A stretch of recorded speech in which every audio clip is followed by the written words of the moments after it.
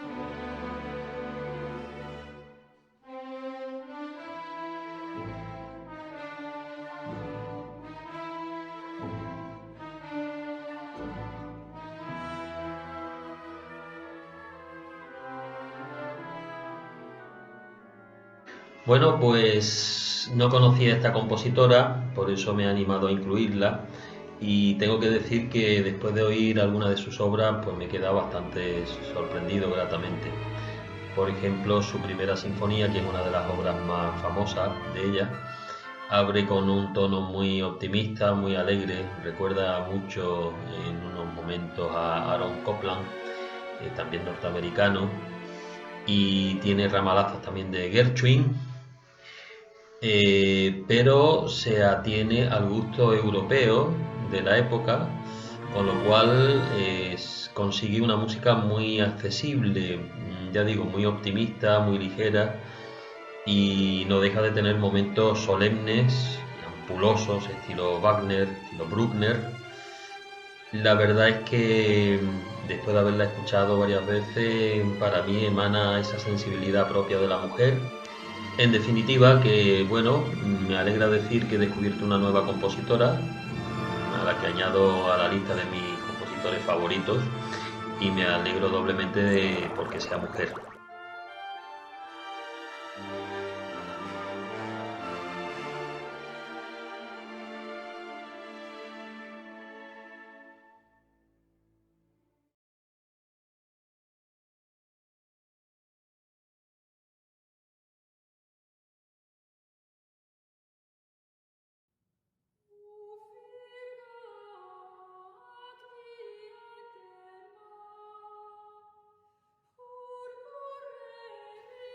He elegido para esta actividad a Edelgarda de Bingen, conocida como la Sibila del Rin, una abadesa alemana del siglo XII. Fue escritora, compositora, filósofa, profeta, médica, sexóloga y una referencia imprescindible en el mundo medieval en el que vivió. De todas las facetas de Edelgarda, me gustaría destacar su perfil como sexóloga. A pesar de que tomó hábitos y se supone que nunca tuvo experiencias de carácter sexual, es considerada como una de las primeras voces en luchar por la liberación sexual femenina. En sus libros Causa y Cura y Física, defiende que las mujeres sienten placer al igual que los hombres.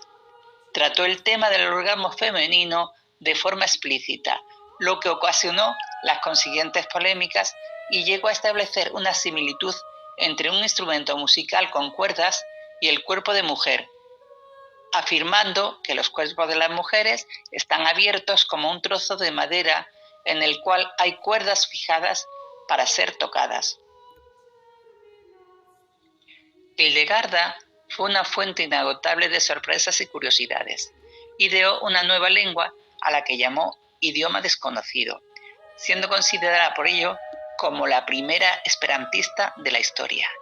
Esta lengua estaba formada por 23 letras y un vocabulario de poco más de 1000 palabras, sobre todo sustantivos.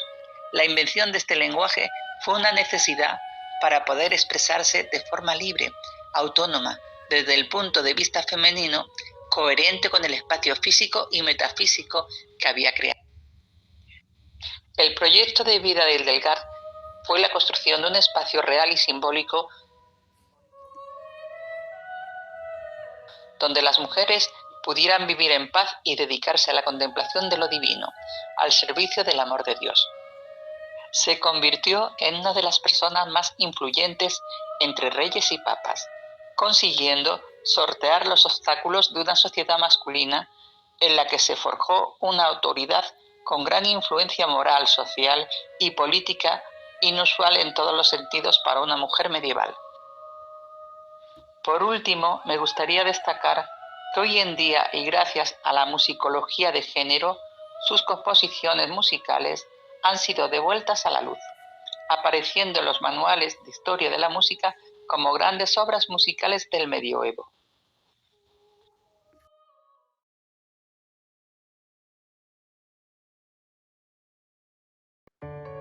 Buenas tardes. Sí, una vez más vuelvo a proponer lecturas sobre la guerra civil, sobre nuestra historia reciente, pues creo que es necesario, es de justicia, aprovechar distintas oportunidades como la que nos brinda hoy nuestro querido Club de Lectura para devolver la dignidad perdida y recuperar la memoria de personas que dieron su vida por defender las libertades de todas, ¿no? Concretadas en este caso en la Segunda República y en su trágico final con la Guerra Civil.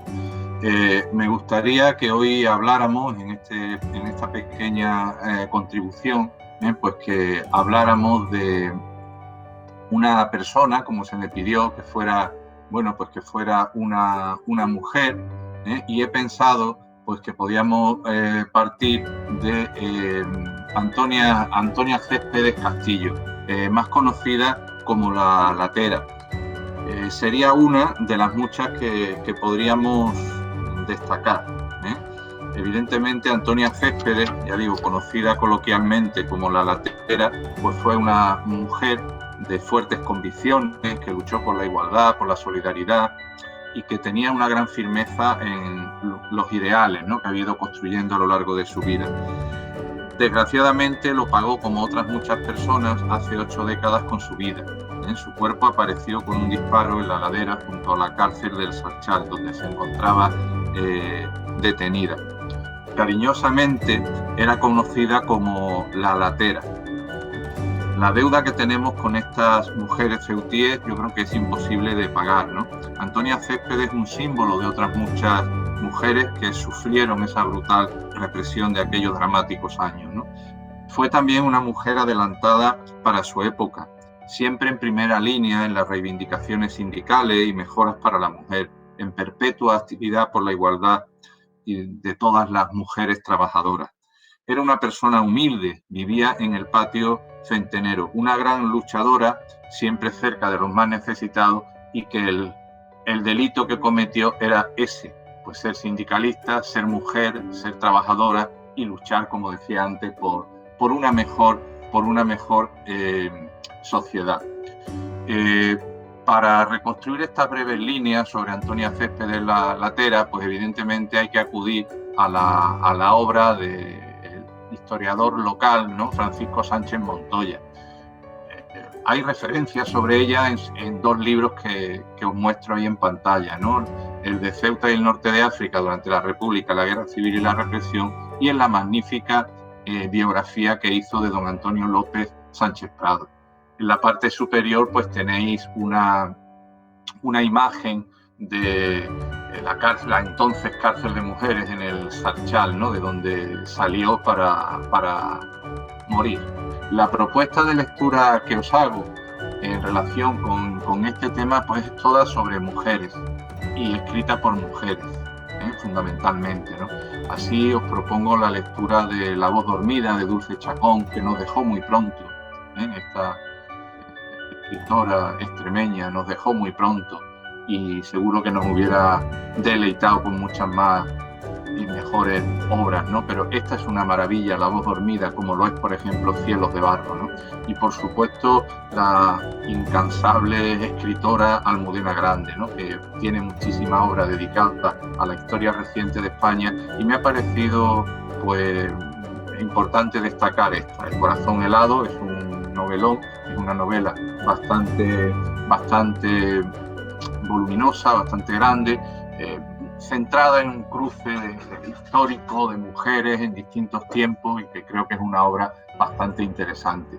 Y para finalizar este corto vídeo, pues recomendaros también la lectura de Historia de una maestra, de Josefina Aldecoa. Me parece un libro magnífico, ¿no? Magnífico para recrear también una época, para recrear la importancia de la educación contra el mejor, como el mejor, ¿no?, antídoto contra las actitudes extremistas, insolidarias, que atentan contra la convivencia. Y también, para finalizar, el libro de Ángeles Caso, Un largo silencio, una historia también muy emotiva, protagonizada por mujeres, y que tiene como trasfondo y como telón de fondo, pues, nuestra historia reciente, la Segunda República, la Guerra Civil, la represión.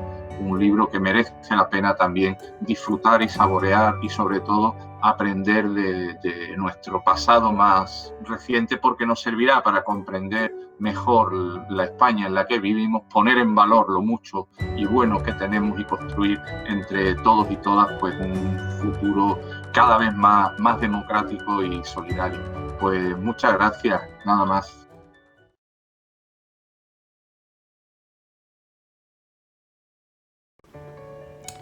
Hola, soy José Luis Gómez Barceló, cronista oficial de Ceuta, y quería corresponder a la invitación de la Biblioteca Pública de Ceuta, trayendo la biografía de una persona cuyo nombre conocemos todos, pero de cuya vida sabemos bastante poco.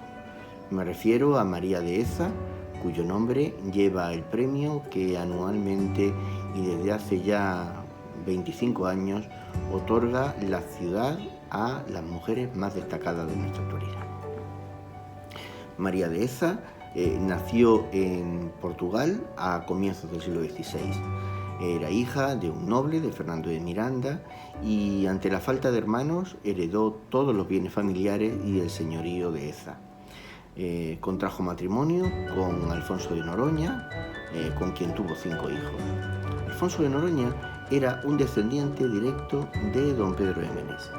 Por tanto, pertenecía a la estirpe de los Noroña, que habían heredado en propiedad la Capitanía General de Ceuta. En calidad de gobernador, vino en 1540 a Ceuta con su mujer y sus hijos, y durante una década fueron los responsables de todo lo que ocurrió en la plaza. Vivían en el antiguo Alcázar Meriní, y allí crearon una especie de pequeña corte, rodeados de los capitanes de los regimientos, de ingenieros, artilleros, religiosos, algunas personas del mundo de la cultura.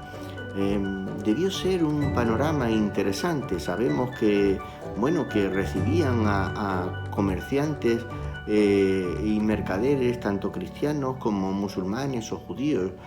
Algunas de las cartas de esos mercaderes se refieren a doña María Deheza como la persona que les encarga cosas, que les traigan cosas, por ejemplo, de Fez.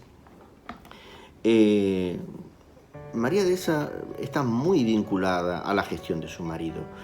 La vemos, por ejemplo, en la gestión de la educación naturalmente religiosa en la época, mediante misiones, mediante predicadores.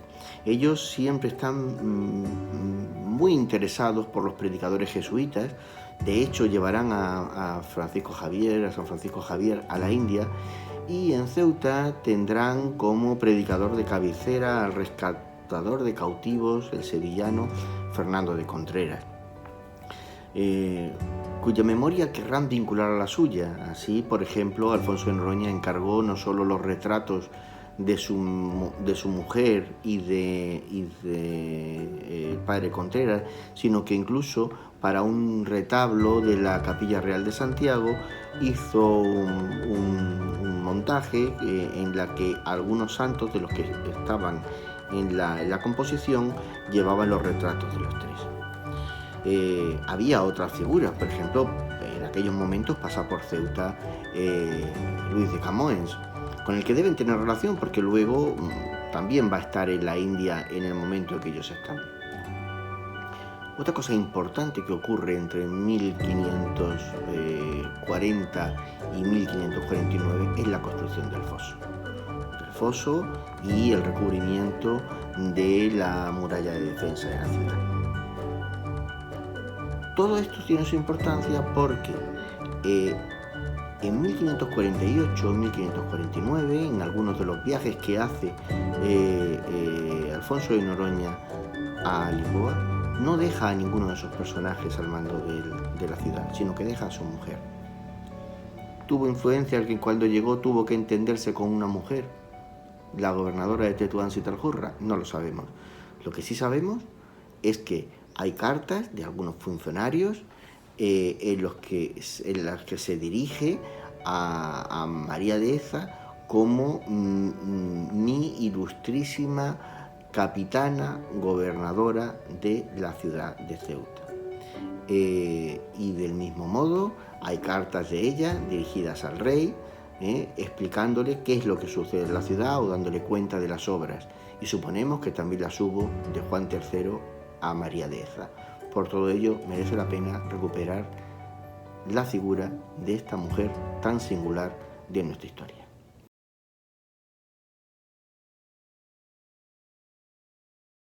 Saída al-Horra o Sita al-Horra. Nuestra mujer desconocida es la Dama Libre, una mujer cuyo destino fue el liderazgo y lo ejerció con la libertad de un hombre.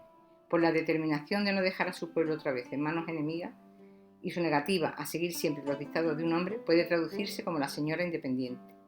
También se la conoce con el llamativo nombre de la reina pirata. La escritora Fatema Mernissi en este libro dice de ella que fue líder indiscutible del Mediterráneo occidental durante 30 años. Otro libro, Mujeres Piratas, dice que como enemiga era muy temida y odiada. Esta imagen es pura fantasía porque ella jamás se subió a uno de estos barcos. Más reales serían las representaciones como princesa de gran cultura y carisma, imitada por otras mujeres hasta en su forma de vestir. Traducimos aquí como la dama noble. A comienzos del siglo XVI, su vida fue un ejemplo de resistencia, mezclas de cultura y formas de hacer de su época. Pero, ¿quién era esta mujer? Bien, ante el avance cristiano, algunos nobles de Al-Ándalus comenzaron ya en el siglo XV una retirada. Algunos buscaron en el norte de Marruecos alianzas para continuar la lucha contra sus enemigos. Uno de ellos fue Muley ibn Rashid, quien en 1471 creó un estado independiente en las montañas con capital en Chauen. Otro fue Sidi al-Mandri, emparentado con la familia real. Parece ser que conoció a Ibn Rashid en el asedio a la fortaleza del Piñar, de la que el al-Mandri era el alcaide. Cuando la rindió a los reyes católicos instigado por Boabdil, se exilió al norte de Marruecos. El sultán le dio permiso para reconstruir Tetuán, que había sido arrasada por Castilla hace un siglo. En el exilio fueron amigos y aliados del sultán de Fez. Ambos fortificaron sus ciudades con murallas y edificaron casas para acoger a los refugiados andalusíes que imprimieron su carácter a estas ciudades. Al-Horra era hija de Ibn Rashid y de Catalina Fernández, una cristiana convertida al Islam como Sora. Su hermano Muley Ibrahim sucedió a su padre como gobernador de Chauen y fue siempre un gran apoyo para ella. Al parecer su nombre era Aisha y nació en Granada en 1485, misma fecha que la fundación de Tetuán. Con 7 años tuvo que emigrar a Chauen, donde pasó el resto de su infancia. Esto motivó un gran rencor contra los que la expulsaron de su hogar. Junto a su hermano recibió una educación digna de una noble. Fue discípula del erudito sufí Al-Ghazwani. Hablaba árabe, español y portugués. Siendo una adolescente de 15 años, su padre la casó con su amigo Sidi al-Mandri, reforzando así su alianza. A pesar de la diferencia de 30 años, se compenetraron a la perfección. Su esposo la trató siempre como a una igual. Durante 10 años formaron un tándem de trabajo para mejorar Tetuán. Mientras él guerreaba y establecía alianzas, ella se ocupaba de mejorar la fortificación y las infraestructuras de Tetuán, convirtiéndola en una gran ciudad que aún conserva su huella. Tuvieron 2 hijas que casaron con familias rivales para afianzar posiciones. Apoyaron la piratería, viendo en ella una oportunidad de protegerse del enemigo a la vez que se enriquecía con el saqueo. Por ello, ofrecieron a los piratas berberiscos permiso para actuar en sus costas y refugio en Río Martín. Como gobernadora, tomó el control absoluto. Ella desde atrás manejaba todos los hilos, financió su propia flota pirata y se implicaba negociando personalmente el rescate de los cautivos. Al cabo de 10 años, cuando Almandri quedó ciego, ella actuaba en su nombre con mano férrea. Así fue como se ganó el sobrenombre de la Jorra. Cuando muere Almandri, ella asumió el poder. La población que la adoraba la proclamó gobernadora con el título de Said al-Jorra Hakimit Tituán.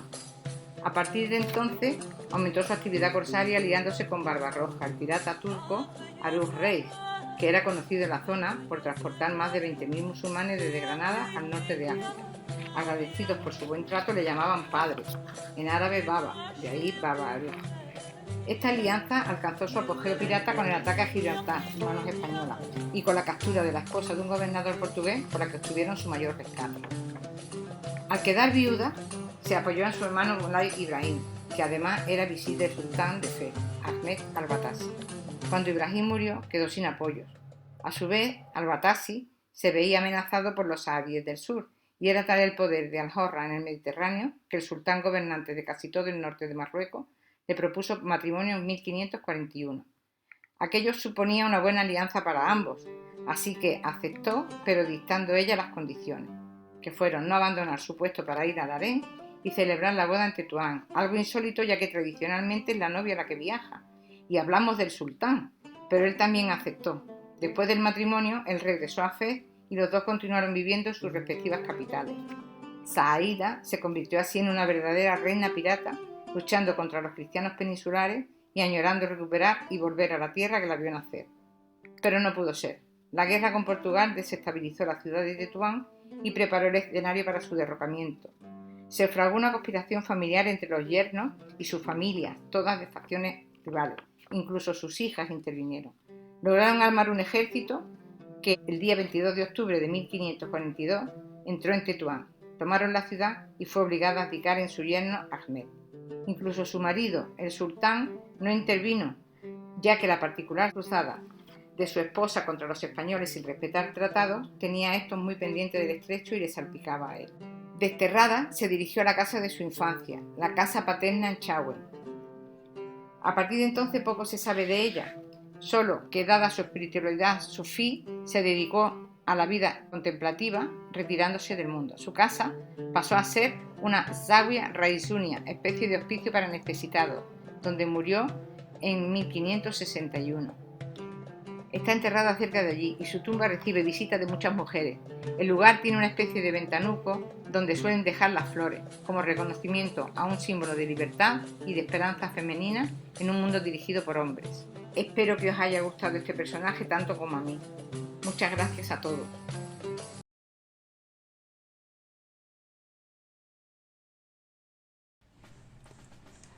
He elegido a esta mujer que no es nada conocida en la historia, ni tampoco en los libros, y la he elegido por su labor en la defensa de los más desfavorecidos, entre ellos los obreros y la mujer. La he conocido gracias a un libro que he leído, que es El paraíso de la otra esquina, de Mario Vargas Llosa. Fue publicada en el 2003 y este libro trata la historia de Flora Tristán y de Paul Gauguin. Estos dos personajes están unidos, además de los lazos familiares entre uno y otro, porque Flora Tristán era la abuela del pintor Paul Gauguin.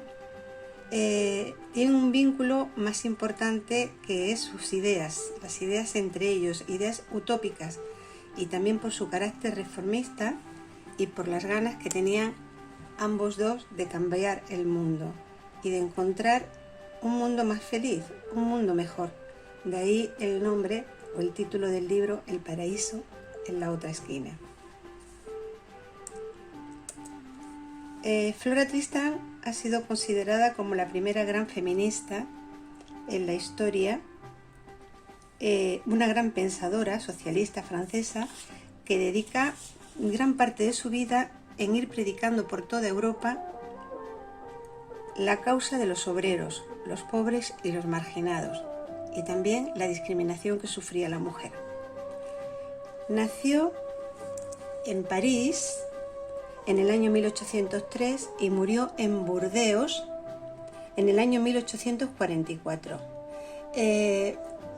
Pertenecía a una familia acomodada de Perú y de origen español, pero su padre murió siendo ella muy joven, es decir, con 4 años, y dejó a ella y a su madre en una situación bastante precaria, lo cual no tuvo más remedio que ponerse a trabajar como doncella, y posteriormente su madre, pues ante esa situación, para poder salir de esa precariedad económica, la incitó a casarse con Andrés Chazal. Este marido la maltrató durante muchísimos años, incluso pues le disparó en un momento determinado de su vida en la calle. Sufrió muchísimas persecuciones, ella y sus hijos. Tuvo 3 hijos y una de ellas, Aline, la última chica, es la madre de Paul Gauguin.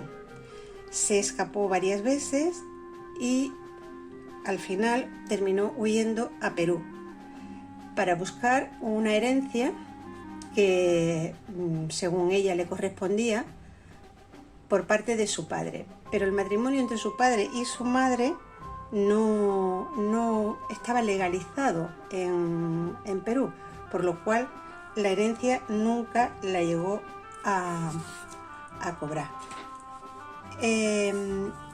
Estas experiencias la fue reflejando, sobre todo la de su viaje a Perú a bordo de un barco con 19 hombres, ella sola, y 133 pasajeros, la reflejó en Peregrinaje de una paria, que es una crítica social del momento.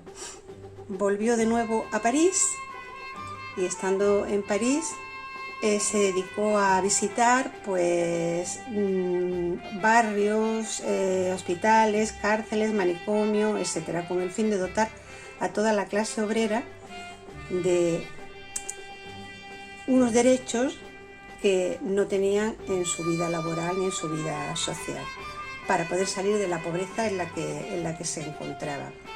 Incluso se disfrazó de diplomático turco para colarse posteriormente en el Parlamento británico. Todo ello acabó incitándola o motivándola para escribir Paseos por Londres, y esto dio pie a la obra más importante de Flora Tristán, que es La Unión Obrera. La Unión Obrera fue publicada con una suscripción popular, que ella se dedicaba a ir por todos estos lugares para poder defender su causa, y conseguía una pequeña dotación, un pequeño donativo para poder pagarse su libro. En esta obra ella hace un minucioso tutorial de emancipación, sobre todo de la mujer. Murió en Burdeos, donde cientos de obreros e intelectuales se relevaron llevando a hombros el féretro de esta mujer. Nunca fue reconocido su trabajo ni su labor, y ni siquiera su nieto Paul Gauguin la consideró como pionera de una lucha obrera. Al contrario, la llamaba la Marisabidilla socialista y anarquista. Bueno, tengo que decir que el libro de Mari Vargas Llosa me ha encantado, porque es una biografía novelada de ambos personajes. Y la figura de Flora Tristán la desconocía por completo, y a todas las personas que le he hablado de ella, nadie la había oído hablar, es decir, nadie la conocía. Y me ha parecido una mujer muy valiente, porque dejó todo, y ella sola, estamos hablando de principios del siglo XIX, fue capaz de enfrentarse en un mundo totalmente masculino y en un mundo en el que la mujer, el rol de la mujer estaba relegado a ser ama de casa.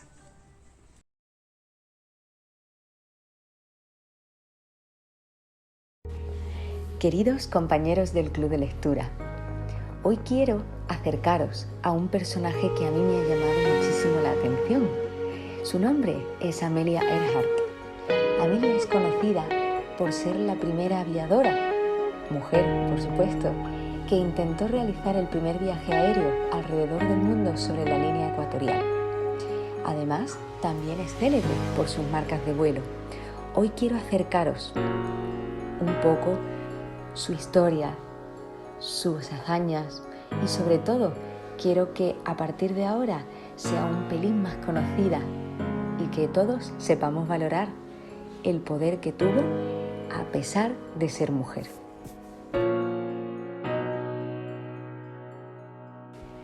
Amelia es hija de Edwin, hija de Amy, y tuvo una infancia muy bonita con sus abuelos maternos en Kansas.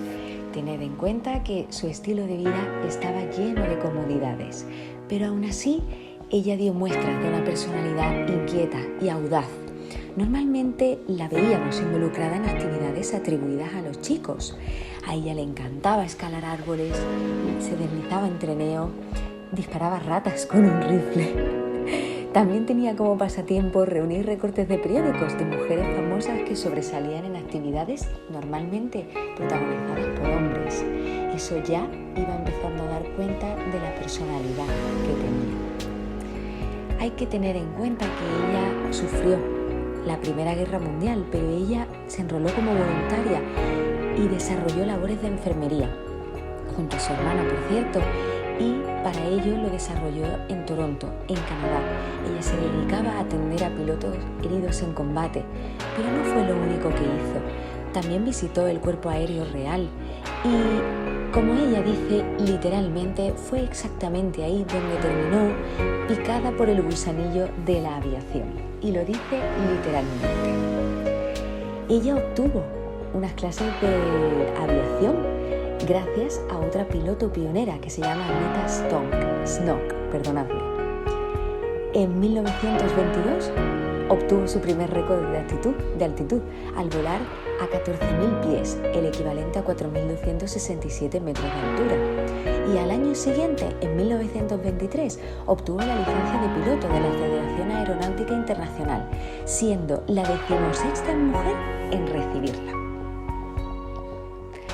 En 1927 se unió a la Asociación Aeronáutica Nacional, aunque ella se dedicó a invertir dinero para construir una pista de aterrizaje. Gracias a ello promovió la aviación, especialmente entre mujeres. Durante los años siguientes de su vida, en 1928, en 1932, consiguió una serie de marcas y reconocimientos, no solamente a nivel nacional, sino también a nivel internacional. Pero lo más importante que debo destacar ahora es cómo, por desgracia, acaba su trágica travesía alrededor del mundo. Ella realiza una serie de pruebas desde Pearl Harbor, intentó prepararse para ello, aunque el avión se deslizó fuera de control. Más adelante, unos años más tarde, continuó con ciertas actividades para intentar conseguir realizar el primer viaje sobre la línea del Ecuador. Ella partió hacia Florida el 21 de mayo para prepararse y concretamente el 1 de junio de 1937 despegó desde Miami y empezó a recorrer muchos destinos: Puerto Rico, Venezuela, África, Mar Rojo, y luego continuó hasta Karachi, en Pakistán. Continuó a través de Calcuta, acabó en Birmania, Bangkok, Singapur y Bandung. Bandung es una isla indonesia en Java, donde hubo ciertos retrasos por el mal tiempo y entonces al avión tuvieron que llevarle a cabo ciertas reparaciones. Ella, Amelia, también enfermó en aquel momento.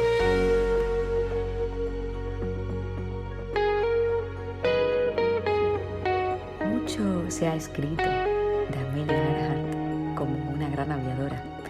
Sin ir más lejos, en 2009 se estrena la película Amelia, basada en la vida de ella y dirigida por Mira Knight, protagonizada por Hilary Swank en el papel principal, y un elenco muy importante que incluye a ciertos autores bastante cantantes reconocidos como Richard Gere, Christopher Eccleston y Ewan McGregor. Pero a nosotros aquí nos importa un pelín más toda la literatura que se haya escrito de ella. Como podéis observar, os estoy dando aquí imágenes de libros que relatan su biografía y sus misterios. Sin embargo, yo quiero que prestéis atención porque he encontrado muchísima más biografía escrita acerca de ella para peques.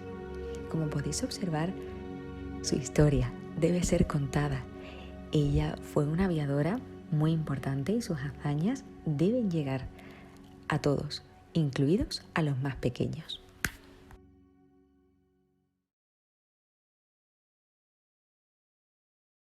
Llegó a Papúa Nueva Guinea el 29 de junio con 35.405 kilómetros volados y aún le restaban 11.265 por recorrer. En ese momento fue cuando se comunicó con el Herald Tribune, que es un periódico a nivel internacional, donde ella ya empezaba a mostrar fotografías en las que se encontraba enferma y cansada. Se cree que en aquel momento la situación atmosférica no era la más favorable, pues el tiempo estaba nuboso, había muchísimas lluvias. Lo siguiente que se sabe de ella es que reporta su posición un par de veces más, habla de que el combustible se está agotando y un guardacostas recibe su último mensaje dando su posición, determinando que el avión quizás pudo haberse estrellado en el mar y entonces comienza la búsqueda. Se cree que su avión cae alrededor de entre 50 a 200 kilómetros de tierra. Se encuentra el caparazón, pero hay opiniones, se cree que ciertos expertos creen que el avión pudo haber flotado debido a los tanques vacíos. Se buscó su cuerpo, concretamente la búsqueda la llevó a cabo,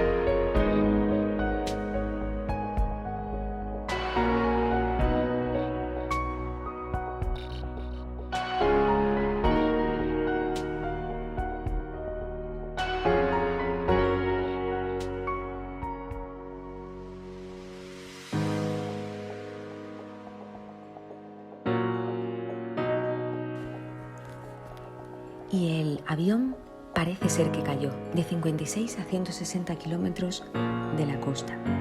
Se encontró el caparazón, pero finalmente no se encontró su cuerpo. Se cree que el avión pudo haber flotado, evidentemente, debido a los tanques vacíos.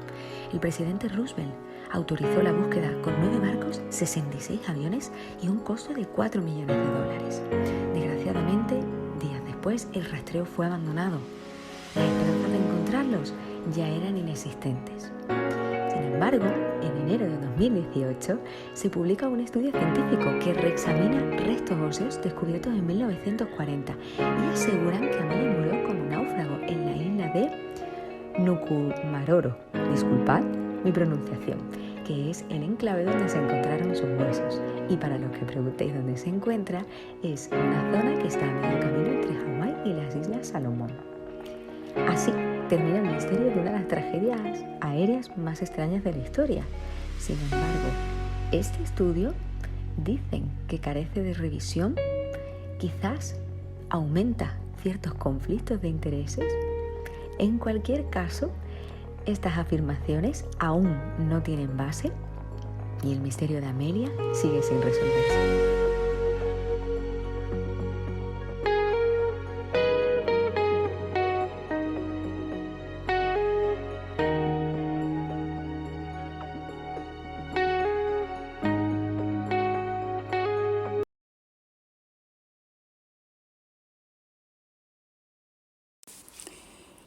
Cuando pensé en María Moliner para rescatar a una mujer del olvido y dediqué la primera media hora a buscar lo que había publicado sobre ella, comprobé que existía bastante material como para considerarla una mujer olvidada, ni siquiera desconocida o poco conocida, y a la que siempre asociamos con una obra capital de la lengua española, el Diccionario de Uso del Español, o como muchos lo conocen, el María Moliner.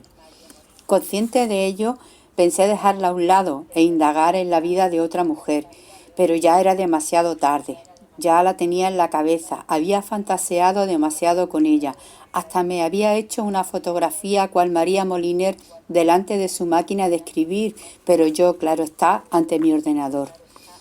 Había además una razón muy poderosa para no descartarla, y es algo que indiscutiblemente me une a ella, la pasión por los libros y su labor como bibliotecaria. De modo que aquí estamos las dos, con una pasión y una profesión común. Ella, bibliotecaria antes y después de nuestra guerra civil, aunque depurada por el franquismo, al igual que su marido, y yo, bibliotecaria también en este siglo de pandemia. En mi elección ha habido además otro motivo muy poderoso, y es su vinculación con dos movimientos tan importantes como la Institución Libre de Enseñanza y las misiones pedagógicas, hitos sin precedentes en la historia cultural de España. Algunos la consideran una intrusa en el ámbito de las bibliotecas, ya que sus primeros estudios se centraron en otro campo, en el de la historia, licenciándose en 1921 en esta especialidad en la Universidad de Zaragoza, entrando a formar parte al año siguiente del cuerpo facultativo de archiveros, bibliotecarios y arqueólogos, y desarrollando su labor en el Archivo General de Simancas y en otros de Murcia y Valencia. Una de las actividades más importantes de las misiones pedagógicas fue la creación de bibliotecas en zonas rurales, en pequeños pueblos donde éstas quedaban al cargo de los maestros. María Moliner fue la ideóloga y delegada de estas misiones en la región valenciana, organizando un sistema bibliotecario para conseguir que los libros llegaran hasta el último rincón. Sus instrucciones para el servicio de pequeñas bibliotecas y el proyecto de base de un plan de organización general de bibliotecas del Estado son un ejemplo de compromiso, de profesionalidad y modernidad. María Moliner tuvo una larga vida, murió con 81 años, dedicando 15 de ellos a la elaboración de su diccionario. La imposibilidad de seguir con su labor bibliotecaria tras la guerra la llevó a volcarse en él, dedicándolo a su marido e hijos. Fue la editorial Gredos la que lo editó en 2 volúmenes, en 1966-67. Su vida personal viene a ser como la de tantas mujeres. En las fotografías en blanco y negro que podemos observar, se ve a una madre y abuela que disfrutó de su vida familiar en la Pobla de Monroy, en Tarragona, donde desde 1942 pasó todos los veranos rodeada de sus hijos y nietos, hasta el año 1974, en que ya enferma dejó de ir. Hay muchos hitos importantes en la vida personal de esta mujer. Uno de los más tristes tuvo que ser el abandono de su padre, quien se quedó en Argentina después de un segundo viaje para no volver. Y María, con tan solo 12 años, para ayudar en casa, tuvo que dar clases particulares de latín y otras materias. 1999 marcó otro momento de profunda tristeza en la vida de María, debido a la muerte de su hijo mayor, Enrique, médico como su abuelo. Y luego vino la larga enfermedad de su marido, muerto en 1972, con el que compartió ideales y con quien llegó a formar un matrimonio muy compenetrado. María Moliner no es ninguna desconocida, y aunque la Academia de la Lengua la ignorase y no le diese un sillón como pidieron algunos académicos, se lo dieron a un hombre, por cierto, el paso del tiempo no la ha olvidado. No, ni desconocida ni olvidada. Bibliotecas, instituciones diversas, institutos, colegios, asociaciones llevan el nombre de esta zaragozana que vivió en distintos puntos de la geografía española, en muchos de cuyos lugares le siguen rindiendo homenaje. En Ceuta tenemos 2 bibliotecas públicas, una es la del Estado, otra municipal. La del Estado lleva el nombre de un político español. La otra, sin nombre específico, está situada en la Avenida de África y a la que, si a mí me pidieran opinión, sin lugar a dudas diría que habría que ponerle un nombre propio con mayúscula, y este sería Biblioteca Municipal de Ceuta María Moliner.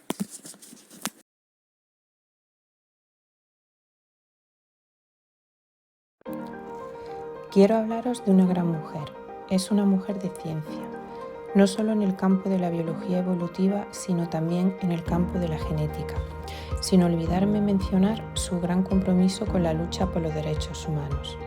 A pesar de todo, sus estudios y descubrimientos no fueron al principio aceptados por la comunidad científica. Hoy, sin embargo, sus descubrimientos se han convertido en un conocimiento de aceptación generalizada. Se trata de Marie Claire King. Nació en Chicago, en Estados Unidos, en 1946. Ella se graduó en matemáticas con la calificación de cum laude a los 19 años, en la Universidad de Minnesota. Posteriormente, realizó un doctorado en genética en la Universidad de California, bajo la dirección del reconocido bioquímico y genetista Alan Wilson. Él la estimuló para llevar a cabo un trabajo en el que podría aplicar su excelente formación en matemáticas y estadística. Juntos investigaron las similitudes moleculares entre humanos y chimpancés mediante el análisis comparado de proteínas. Los resultados les permitieron demostrar que los seres humanos y los chimpancés son genéticamente idénticos en un 99%. La disertación doctoral de la joven fue publicada por la Universidad de California en 1973 y sus conclusiones convulsionaron a la opinión pública de entonces, provocando una verdadera revolución en la biología evolutiva, ya que la comunidad especializada en aquellos años no pensaba en un parentesco tan cercano entre nuestra especie y los chimpancés. Hoy, esta idea se ha convertido en un conocimiento de aceptación generalizada. King, en 1974, se incorporó a trabajar con el profesor de la Facultad de Medicina, el Dr. Nicholas Petrakis, cuya línea de trabajo estaba centrada en investigar las causas que originan el cáncer de mama. Tras largos años de trabajo, en 1990, Marie Claire King lograba demostrar que un solo gen localizado en el cromosoma 17, conocido como BRCA1, podía sufrir diversas mutaciones que estaban implicadas en algunos tipos de cáncer, especialmente el de mama y de ovario. Con su hallazgo, logrado tras casi 20 años de investigaciones y después de analizar varias familias, Marie Claire King cambió la visión que se tenía acerca del rol de los genes en el cáncer y revolucionó el estudio de la genética humana. La propia King identificó el otro gen, el BRCA2, con la misma metodología. Por su parte, Marie Claire King ha hecho siempre énfasis en que las principales beneficiarias de esta investigación son las mujeres procedentes de familias que presentan las mutaciones de los genes BRCA1 y BRCA2. Ellas pueden ahora saber si son o no portadoras de alguna de las mutaciones de estos dos genes que predisponen al cáncer en su familia. Marie Claire King también ha mantenido un intenso compromiso con la lucha por los derechos humanos. En 1984 aplicó por primera vez sus conocimientos genéticos en este tipo de trabajo al comenzar a colaborar con las abuelas de Plaza de Mayo en Argentina, para ayudarlas a identificar a niños desaparecidos durante la dictadura de 1976 al 1983. Se trataba de criaturas que habían sido sustraídas a sus madres asesinadas por los militares y registradas con identidad falsa mediante certificados de nacimiento o adopciones simuladas. Para que pudieran recuperar su verdadera identidad biológica, eran necesarios análisis genéticos que acreditasen su relación de parentesco con las abuelas que lo buscaban. Marie Claire King fue seleccionada para realizar este trabajo. Apuntemos que en esos años ya se hacían pruebas para determinar la paternidad, pero en ningún lugar del mundo se habían hecho para las abuelas, es decir, para establecer parentesco en ausencia de la generación de los padres. La formación y experiencia de Marie Claire King resultó crucial para lograr identificar a los nietos. Gracias a su ayuda, docenas de niños pudieron reunirse con sus familias biológicas. La científica también colaboró con la justicia en la realización de pruebas de ADN en restos exhumados de padres y madres con el fin de que se pudieran iniciar acusaciones por casos criminales contra los asesinos. El compromiso con los derechos humanos de King no se limitó a su excelente trabajo en Argentina. Ha participado también con organizaciones como Médicos por los Derechos Humanos y Amnistía Internacional. Es una persona que ha logrado importantes avances en los medios académicos y de investigación científica o aplicación, y cuyo trabajo ha dado lugar a un profundo y positivo impacto en la humanidad.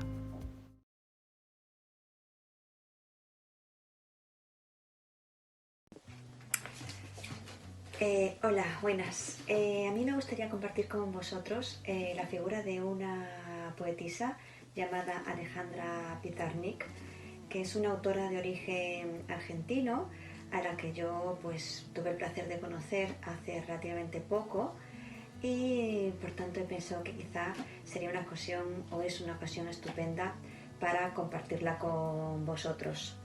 Esta mujer nació en el año 36 en Argentina, en una familia franco-rusa, que escapaba de la zona en la que estaba iniciando su apogeo el nazismo. De hecho, el resto de su familia falleció en el Holocausto, y esta cuestión y el tema de la muerte es algo recurrente en su obra.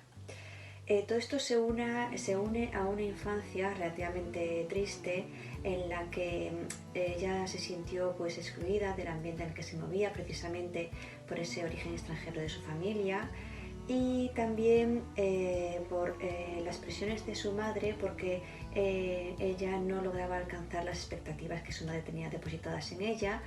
Y bueno, pues parece ser que hacía muchos comentarios con su hermana mayor.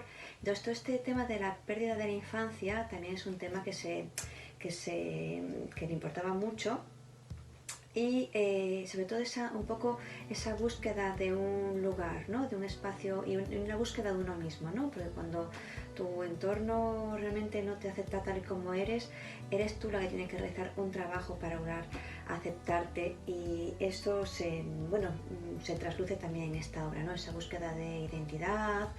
Ella, de hecho, pues inicia un montón de estudios o experiencias diferentes, se matricula en filosofía, se matricula en letras, no termina. Después también estuvo estudiando pintura con un pintor surrealista. En los años 60 se traslada a París, es coetánea e incluso se relacionó con Octavio Paz, que de hecho prologó uno de sus libros, y también con Cortázar. Se movía en ese tipo de ambientes y se relacionaba también con el surrealismo y esa búsqueda de uno mismo a través del subconsciente. Esto también se manifiesta en una ruptura con las formas de la época, con poemas sin rima, que simplemente eran dejados que fluyeran, ¿no? de esa escritura automática, ¿no? De la que hablan los poetas surrealistas. Bueno, me gustaría, como curiosidad respecto de ella, ¿no? Un fragmento que he encontrado y que me ha gustado mucho, ¿no? Que habla un poco de sus gustos, y dice: le gustaba cruzar una mirada cómplice con los ojos azules de Georges Bataille, hacer cadáveres exquisitos hasta el amanecer, perderse en las galerías del Louvre, o descubrir la belleza imposible del unicornio en el Museo del Cluny. Creo que es una mujer bastante inclasificable, en la que luchó mucho por buscarse ella misma. La calificaron también como dentro del grupo de los poetas malditos, que es esta categoría elaborada por Paul Verlaine, en la que se incluyen aquellos autores que por sus circunstancias personales, su forma de ver la vida y quizá también su hermetismo, sus contradicciones, pues bueno, han sido genios durante su vida, pero que han tenido finales trágicos. De hecho, Alejandra Pizarnik pues se suicidó cuando tenía 36 años, con lo cual bueno, ha sido una vida breve, que pues nos ha dejado pues una obra no muy extensa, tanto en poesía como sus diarios y alguna obra de prosa. De hecho, el próximo año 2022 se celebra el 50 aniversario de su fallecimiento. y se están organizando diferentes actos conmemorativos, y en particular, bueno, pues la editorial que también publica este libro, que es la editorial Lumen, pues también va a hacer recopilatorios del resto de la obra de la autora.